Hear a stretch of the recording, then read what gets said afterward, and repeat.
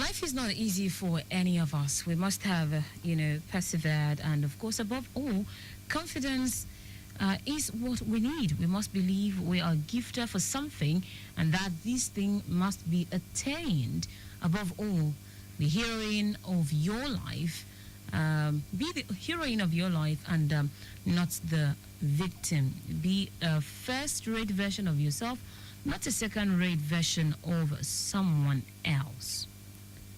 Good evening and welcome to Women on Wheels this Tuesday evening. It's another time to connect with you on this program. My name is Taiwo Baruwa. On tonight's edition of the show, I have my guest joining me via telephone tonight. She is a Nigerian legal practitioner par excellence.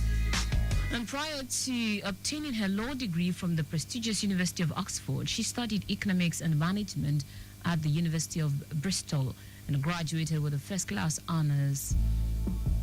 She is a qualified solicitor in England and Wales, and she is also, she has masters in law from the University of Southern California, USA. She is a CADR accredited mediator and a member of the Chartered Institute of Director.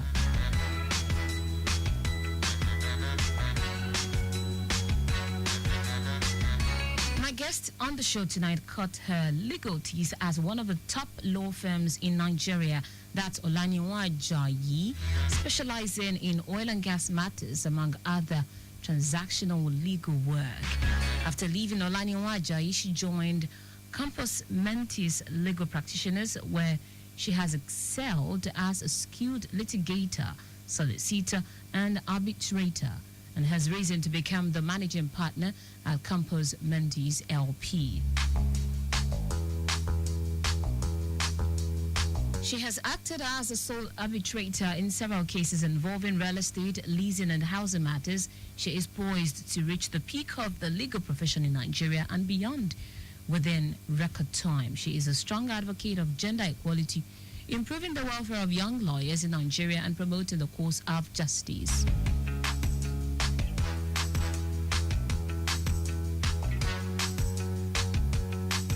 As part of my guest commitment to ensuring access to justice, her firm undertakes pro bono cases representing indigents who have been incarcerated for years without trial.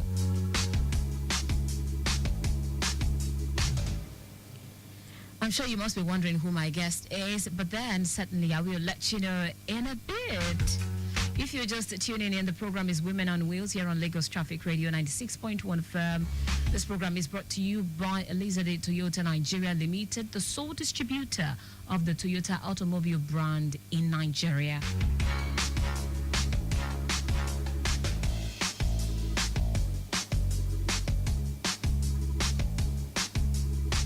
My name is Taiwo Baruwa. Good evening and welcome to Women on Wheels this Tuesday night.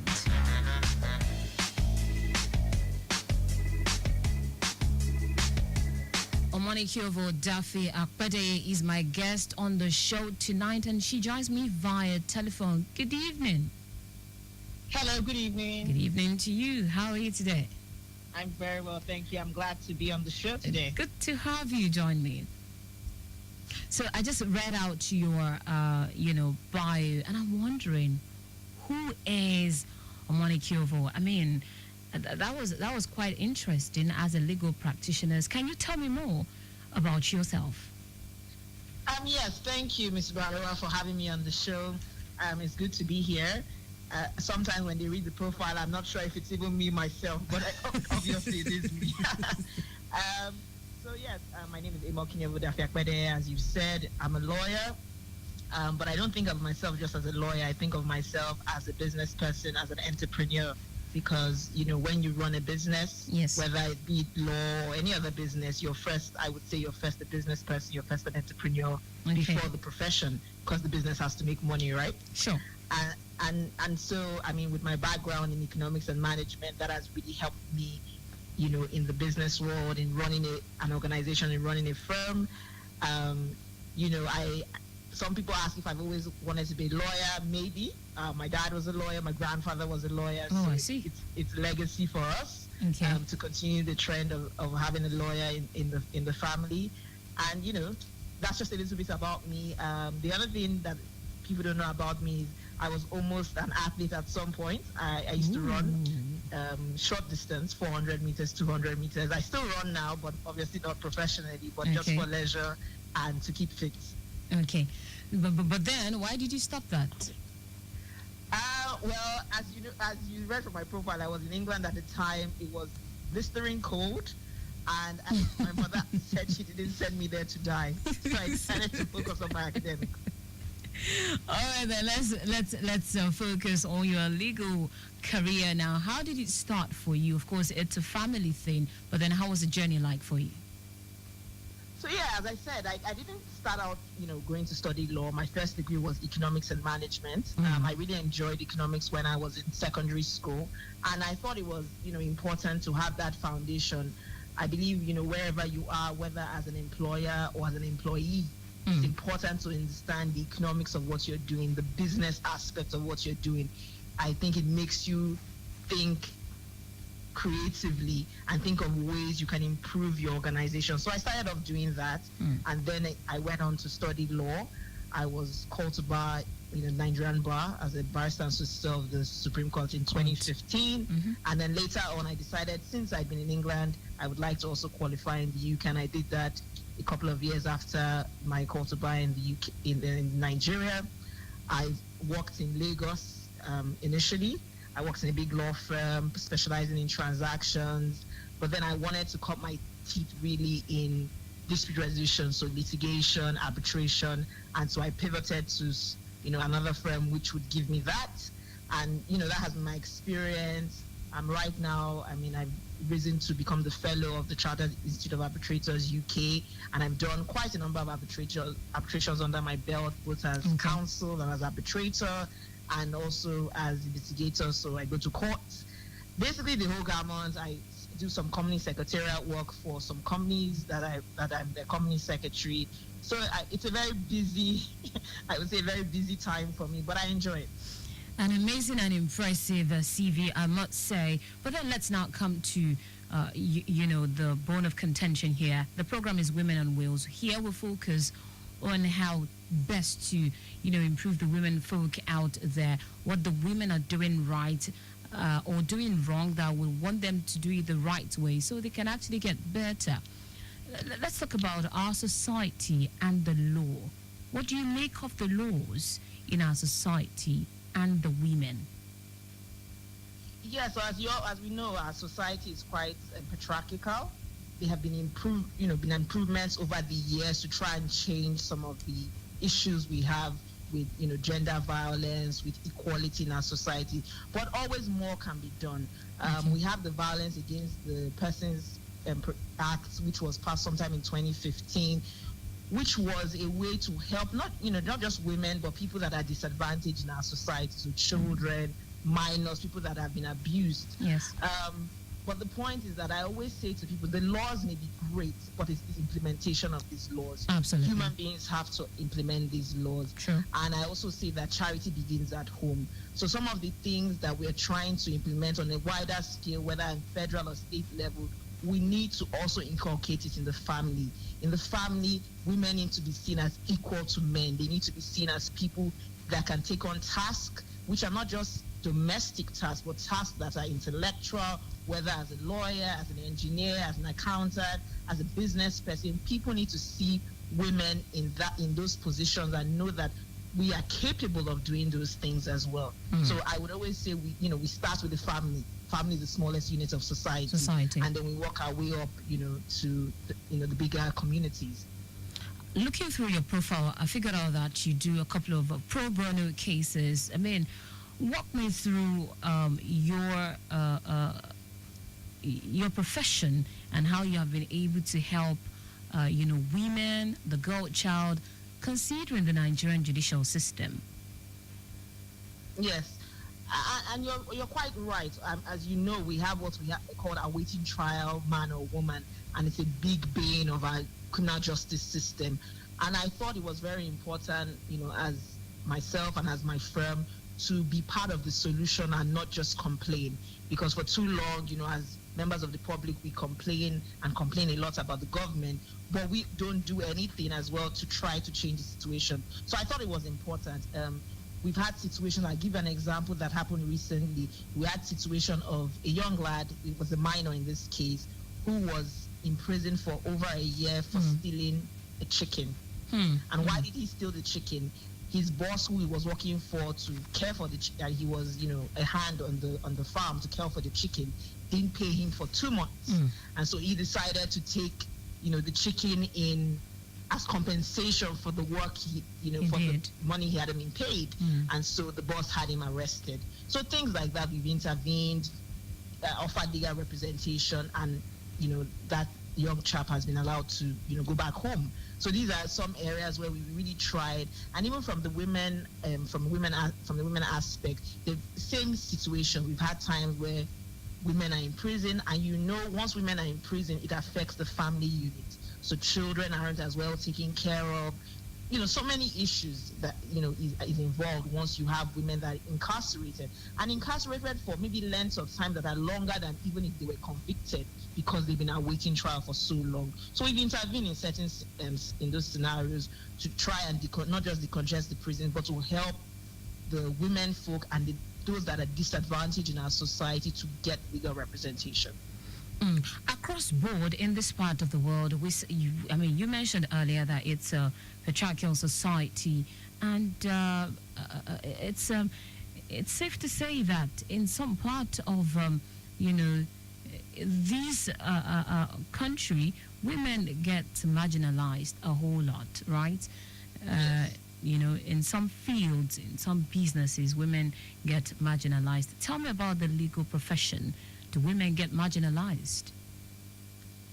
Well, I'm glad to say that in the legal profession, in recent years, I would say in the last maybe 5-10 years, you quote the law for one coming into the legal profession. Okay. So if you look at from younger lawyers to about mid-level, we have more females as lawyers, right? Okay. But I don't think that's just good enough.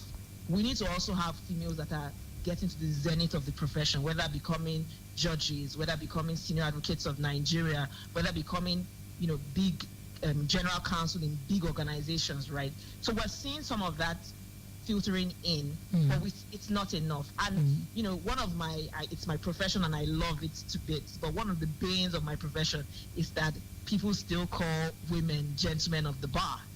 Right? And so it's one of our major challenges because we're women and we don't. And so you want to be referred to as ladies, right? At we want the bar. to be recognized.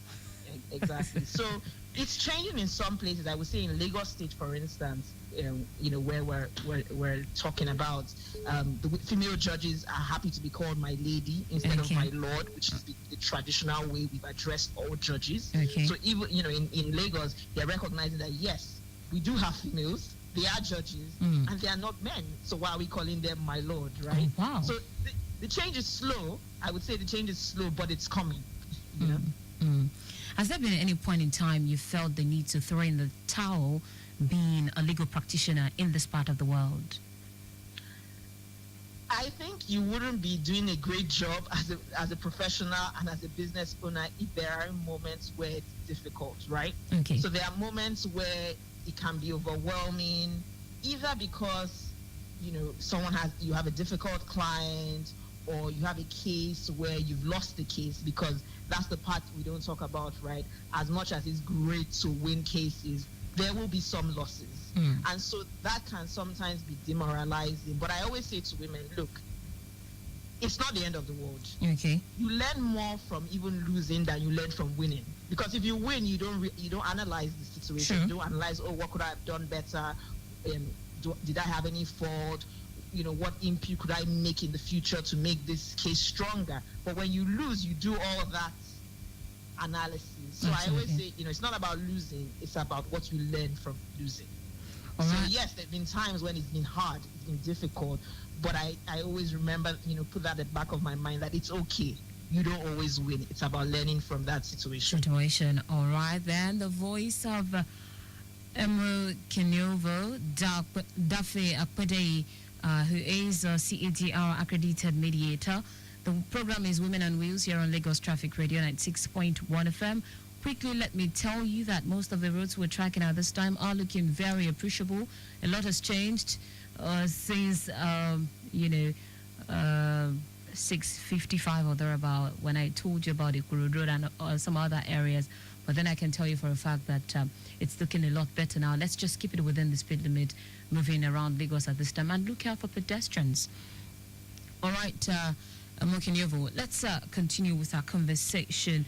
You just talked about the challenging times you had, right? But then what has kept you going? That's a really interesting question. For me, it's very personal. Being a lawyer, as I mentioned earlier, it's a legacy thing for me. I'm the third generation lawyer in my family.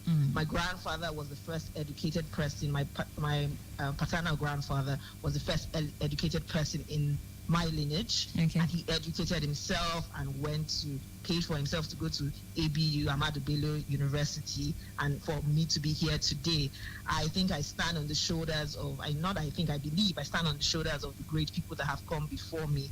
And I believe it's also part of my destiny and my purpose on earth to continue this legacy and to continue the practice.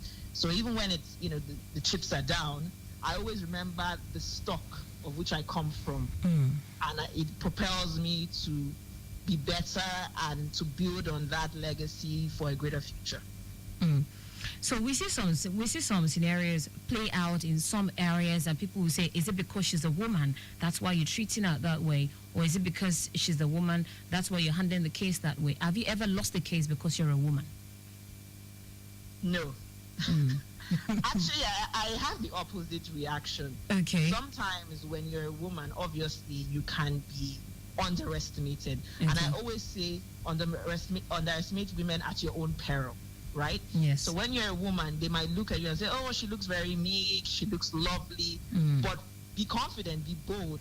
By the time you're speaking and advocating as a lawyer and you're confident and you're bold, no one in the room really cares whether you're female or male at that time. They're thinking about your arguments. Does it make sense? Are you persuasive? Yes. So I've never seen it as a disadvantage. Rather, I've seen it as an advantage because you can underestimate a person just because you think they're female. And then the other side doesn't prepare as well, right? And then you can show them up. So I always think of the advantage and not the disadvantage. That's how my mind reasons. Let's talk about this confidence and boldness. Do you think female lawyers can be hard to deal with as a wife? Sorry, I didn't get that. Let's talk about this boldness and confidence. Do you think, because, in this part of the world, there are some things we are particular about, where there are some things we take with utmost importance, things, such as marriage, as a mother, as a wife. Do you think female lawyers are difficult to deal with as a wife? Oh, definitely not. I think that's a really bad stereotype, and I wonder where that came from. I've met such amiable and lovely female lawyers in my line of work, and they weren't difficult to deal with. I believe where that stereotype came from was many men feel that female lawyers know their rights. Okay, and that because they know their rights, you can't trample upon them. And in this part of the world, we don't like to hear people claim rights. But I think that's a great thing. Why should you want to undermine another human being or berate someone else or belittle them, right? So I think that's a great thing. If all female lawyers could even instill that in every woman in the country, don't you think it would be a better society for all of us? I think it would. All right, then. Have you had a serious challenge in the course of your career? And, a serious challenge in the course of your career? Someone outside might just be out there learning. I would say yes. There are challenges every day. Okay. As I said, when you run a business in Nigeria, challenges are always before you, but they're not insurmountable. What I feel about challenges is that they just make you think and be more creative. For instance, a challenge that has arisen for many of us in recent time is the challenge of power. So power has become more expensive, and everyone has to think as a business, how do we deal with that? Fortunately for us, one of the things that we did early on was to start investing in solar energy. True. So our offices, two out of three of our offices right now all have solar panels and batteries. So we have alternative light as well. So even when there isn't any electricity, we can rely on that as opposed to buying diesel, buying petrol to run the generators. So what I think is, yes, there will be challenges, but you have to be creative and figure out how to deal with the challenge. Another challenge for us is the Japa syndrome, right? So we're losing talented Nigerians who are going abroad for, seeking for other opportunities. And that is a challenge as an employer of labor, because you want to keep the best, right? Yes. So you have to think about creative ways you keep the better hands, how you work with the people that who stay with you, how you recruit new staff. And for me, that, human labor, human capital is one of the biggest challenges we have generally in business, because it's the people that make up the organization, and you want the best people. So, those have been, I would say, two of the biggest challenges in recent years, but they're not insurmountable. You just have to think, as I say, think creatively. The mindset is important. Don't think that the challenge is beyond you, because if you think it's beyond you, then you can't think about any solutions to the problem. Who is your role model in the legal profession? Well, that one is easy. My dad is my role model. Not even a female? Do you have a female role model? No, not a female. I have other female mentors. I would say mentors. Okay. But role model would definitely be my dad, Dafi Akbade, SAN, because he taught me how to be a lawyer. Okay. So how are you looking forward to leaving a lasting legacy in this circle? I mean, someone would look up to you tomorrow and say, oh, my mom is my role model. Well, for me, it's to be the best version of myself every day. So I wake up every day and say to myself, how can I be the best version? How can I make impact in the lives of people around me? It's not about, being on the global stage or on a national stage. That's nice. But I think what makes the biggest impact is what the people around you say about you, the people who work for you, whether menial staff, legal staff, administrative staff. What do they say about you? What is the feedback when they're writing your reports? Because we write report for obviously staff, but they also write your report by the things they say about you in public. I always think about that. What will people say? Honestly, and not because they have to write a lovely eulogy when I die, but just what they would say honestly to their friends. I find that's the most important thing for me every day. As a legal practitioner, you must have listened to some women speak. It could be in the line of duty. What is that thing you think women are actually doing wrong, that you think they should actually do better for us to have a better society, or for the women to be treated better in our society? That's a tough one. I rarely criticize women, because I think already women have a tough time in our society. Women are already seen in some places as to be seen, as you say, and not heard. So it's really tough to criticize. But what I would say is something that women could do more is to be themselves, be authentically themselves, and not to be afraid. Sometimes you go into meetings or, and you find out that the men are speaking very confidently, boldly, even when they're not saying things that necessarily align with what the agenda is. They don't mind. They speak confidently. But you find there's a woman there who has brilliant ideas and isn't saying anything, until you have to point out and say, oh, Miss A or Mrs. A, do you have any thoughts on that issue? And then the person gives you their ideas and you're like, wow, that's brilliant. Why do you think the woman will be quiet?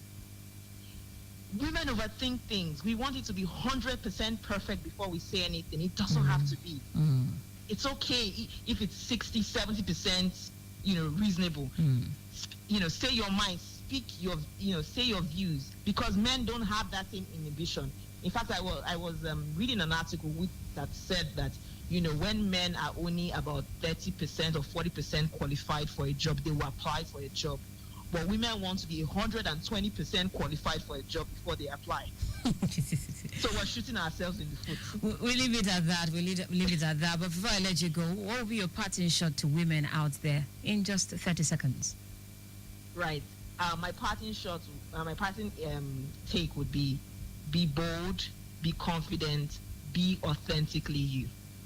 All right, then, be bold, be confident, and be authentically you. The words of Mokinyovo Dafe Akpede, CAGR accreditor, mediator, and of course a legal practitioner. So I must say a very big thank you for joining us on Women on Wheels tonight. Thank you so much for having me today. It was lovely to be here. Thank you so much. All right, this program has been brought to you by Eliza Day Toyota Nigeria Limited, the sole distributor of the Toyota brand in Nigeria. And of course, I have been produced by Ajose Oluwale Iduwadi Yemi Fomilade Akingbagbon. Massive thanks to Debbie Bolodioku, of course, handling the social media tonight. Of course, Victor Terry, I appreciate you. Our executive producer is Taiwo Baruwa. I remain Taiwo Baruwa. The program makes a return next week, Tuesday at 7:30. Enjoy the rest of your evening. From point to